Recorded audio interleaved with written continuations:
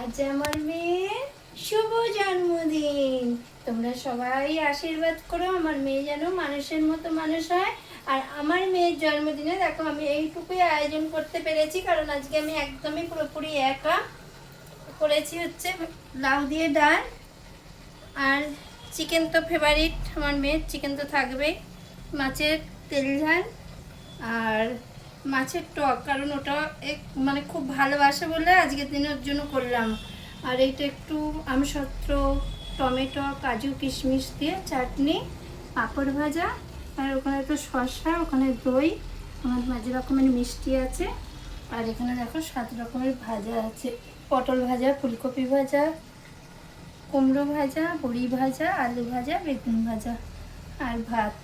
ব্যাস এইটুকুই আয়োজন করতে পেরেছি আমার মেয়ের বার্থডেতে। আমার মেয়েকে একটু সবাই একটু আশীর্বাদ করে দিও। আর তোমরাও সবাই খুব ভালো থেকো, সুস্থ থেকো। আবার দেখা হচ্ছে তোমাদের সঙ্গে।